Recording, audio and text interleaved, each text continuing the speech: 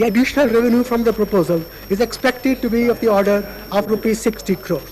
I also propose to revise upward the existing specific rates of excise duty on tires, tubes and flaps. However, I propose to reduce the duty on moped tires from rupees 30 at present to rupees 25 per tire. The proposal involves a revenue gain of rupees 40 crores.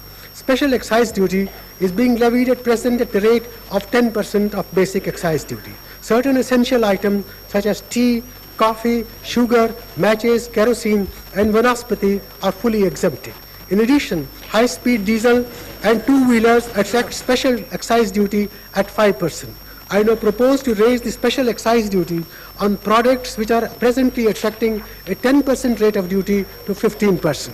However, this increase will not be applicable to petroleum products. I also propose to exempt from this increase certain consumers' durables like motor cars and consumer electronics such as television sets, as these industries are currently passing through a difficult phase. This proposal involves a revenue gain of rupees 1,025 crores. I may say the exemption for the motor car sector is at the request of the Chief Minister of West Bengal.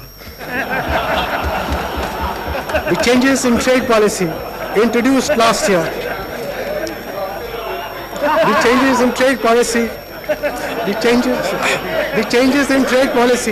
introduced last year have eliminated the differential incentive for export at higher stages of manufacture. While a uniform pattern of incentive is generally to be preferred, there is a case for introducing some disincentive for export of certain primary products where the same product can be easily exported in value-added form.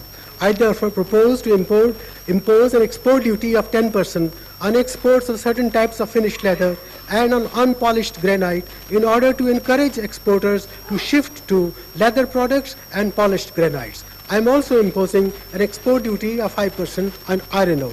The proposals are expected to yield an additional revenue of rupees 142 crores. Sir, I have also proposed certain amendments in the finance bill seeking to effect changes in the excise and customs tariff. These amendments are generally enabling provisions and have no revenue implications. Besides, there are proposals for amendment of some of the existing notifications. In order to save the time of the House, I do not propose to recount them.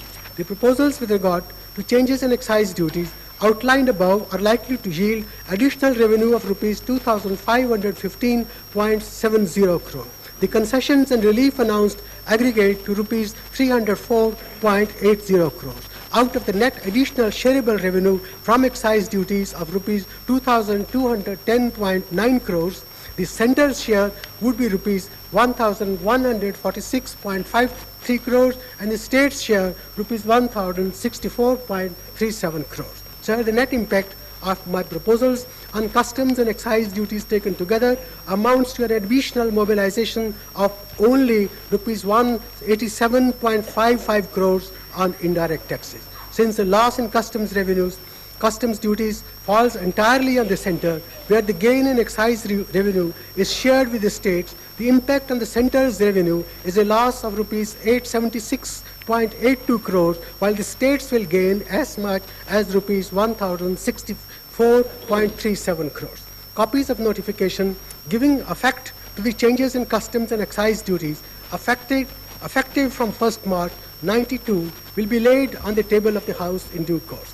Taking direct and indirect taxes together, the changes I have proposed are expected to result in a net revenue loss of rupees 517 crores to the centre, while the states will gain rupees 1,500 crores. Consequently, the estimated year-end budget deficit of the centre for 92-93 will be rupees 5,389 crores, and the fiscal deficit for that year will be 34,408 crores.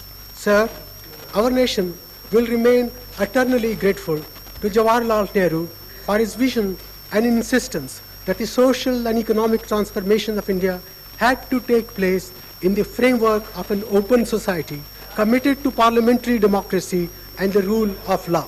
India's development is of tremendous significance for the future of the entire developing world. To realize our development potential, we have to unshackle the human spirit of creativity, idealism, adventure and enterprise that our people possess in abundant measure. We have to harness all our latent resources for a second industrial revolution and a second agricultural revolution. Our economy, polity, and society have to be made extraordinarily resilient and alert if we are to take full advantage of the opportunities and to minimize the risks associated with the increasing globalization of economic processes. We have to accept the need for restructuring and reform if we are to avoid an increasing marginalization of India in the evolving world economy. The economic policy changes brought about by our government under the inspiring leadership of Prime Minister Narasimha Rao in the last 8 months are inspired by this vision. Sir, our party is an inheritor of great traditions of national service. True to this heritage, we commit ourselves to providing a firm and purposeful sense of direction to the reform process so that this ancient land of India regains its glory and rightful place in the comity of nations. This budget represents a contribution to the successful implementation of this great national enterprise of building an India free from the fear of war, want, and exploitation, an India worthy of the dreams of the founding fathers of our republic. We shall pay any price, bear any burden, make any sacrifice to realize those dreams. India is on the move again. We shall make the future happen. Sir, I have come to the end of my labor. Tonight, I feel like going to the theatre. Let the assassins be informed. I am prepared to meet their onslaughts.